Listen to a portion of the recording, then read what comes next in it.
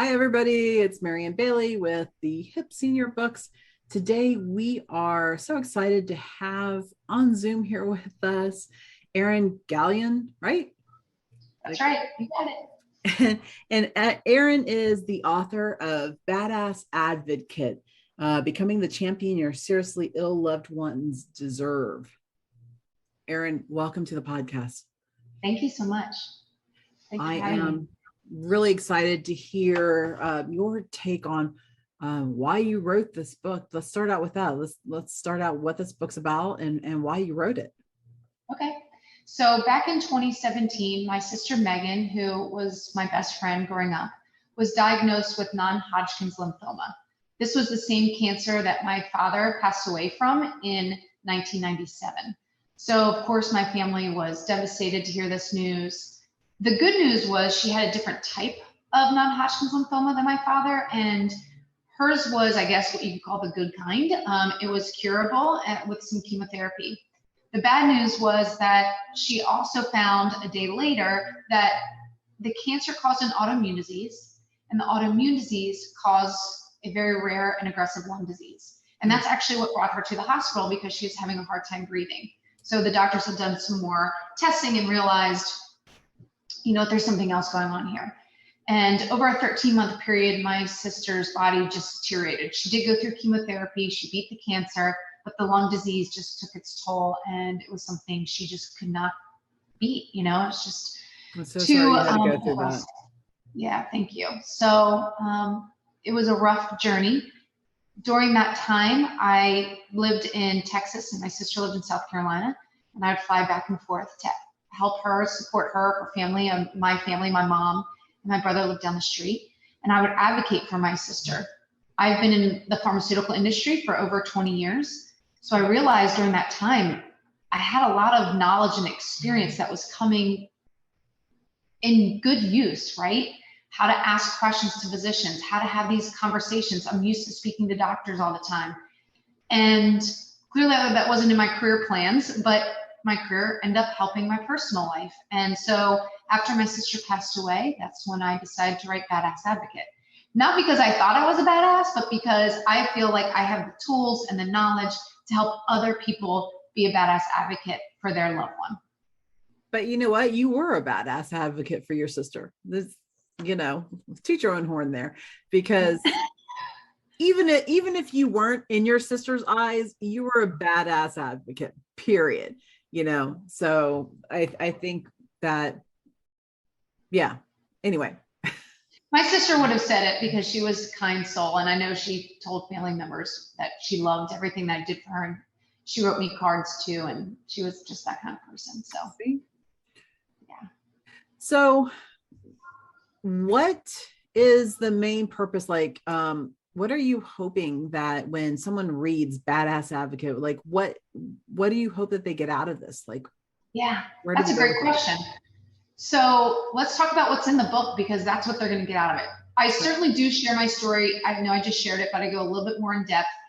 But then I talk about the main strategies that were the key takeaways for me and my family members. So things like how to build a strong support team. That's the key. That's the number one strategy I share, because everything else always leads back to that support team for the patient and also for the main caregiver, which I was not. This book could be for a caregiver. It could be for someone like me who was kind of part of that support team but didn't do the day-to-day care. And it can also be for a patient.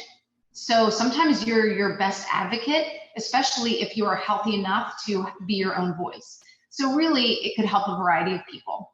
So I start with the support team, and then I talk about different strategies that patient advocates can use to speak to the physician, to advocate for themselves or for someone else, like how to ask good questions, how to be persistent, but at the same time, be respectful, how to apply and gain powerful knowledge, by doing research. And I give specifics in the book. I have a lot of examples. I also have a website that just carries on and I keep adding to, because once you print a book, that's what you have. I keep learning new ways to support caregivers and patient advocates. Okay. And that's really the crux of the book, is these 8 strategies to help patient advocates, caregivers be the best advocate that they can so they get their loved one the best care possible. You can't cure disease. Hopefully the person that's buying this, hopefully their loved one is going to be okay, but they still need an advocate. And if they're not, if it's terminal illness, they also need these strategies, because in the end, no matter what the prognosis is, you want to get your loved one the best care possible. That's where you have control. I would imagine that this book is really good for younger people as well. That like my daughter's 25. A couple of years ago, I had surgery. And I remember taking her to meetings with me with like the surgeon and pre-registration, like when they were saying, what you should do, what you should eat, this and that and stuff like that before. And, or if I was in the emergency room, hey, could you go out in the hall and find out where we're at with this test or what's going on?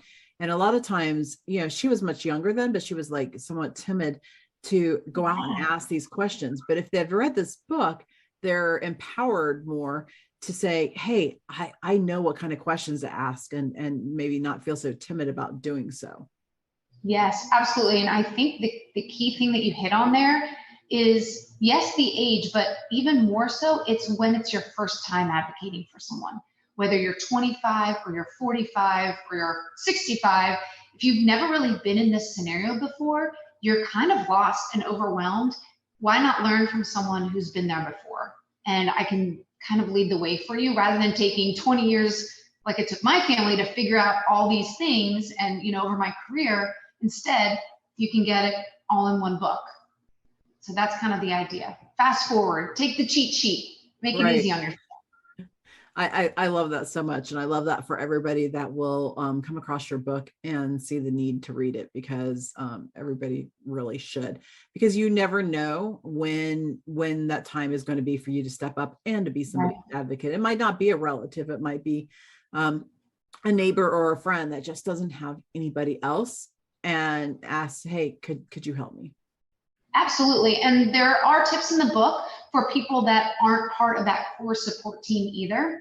And because you can still support and be an advocate, right? So even if you're not the sibling like I was, who was really involved, I've used some of my own tips for my best friend who lives in Ohio when she was sick. So yes, I wasn't there for day to day. It's her husband and her immediate family, but I could still support and be there for her and her family in different ways. Do you do any kind of workshops or things like that surrounding your book at all? It's a great question. So I am going to work on this year. My goal is to create courses so I can walk people through how to do these things. I am on social media, so I do share a lot of my tips on there too. If you like, TikTok is great because I can give you little clips, and but I will create a course that'll be a little bit more in depth than the videos on TikTok. That's awesome. And you also have some journals that we're going to talk about in our next interview that will be on her journals. If you scroll through the page, search for her name, you'll find that she also has some journals, and we're going to talk a little bit separately about them in our next interview. But any more books themselves in the near future? Yes. So I am working on a book about really how to be the person that's outside of this whole realm and knowing what to say when your friend or relative loses a loved one. Oh, that's so sometimes we don't know how to deal with that situation. It feels awkward, especially if we've never been there. And so I'm going to talk about, how do you deal with that situation? What can you say and what should you never say? I think that's great for anybody that's ever going to be going to a funeral. Yes, yes. Honestly. Yes, from personal experience, I've had plenty of, we all have, right? If you've lost a loved one, you've had people say things and there's good intention, but then they say something, you're like, oh no, don't say that, or that was really hurtful. And I know that's not their intent. So it's just learning what the appropriate thing is to say. Erin, that's perfect. I am so glad that you're working on that. I cannot wait to read that as well. And the best of luck to you. And I hope that everybody runs out and purchases this book immediately, because it is so needed. Like I said, you just never know when and how you're going to be called to help other people. And that's really what the world needs now is not to sound too cliche, but, people helping each other and being there for each other. So Erin, thank you so much for joining us today. I appreciate your look on how seniors can better engage with each other and take care of each other. Yes, thank you. Thanks.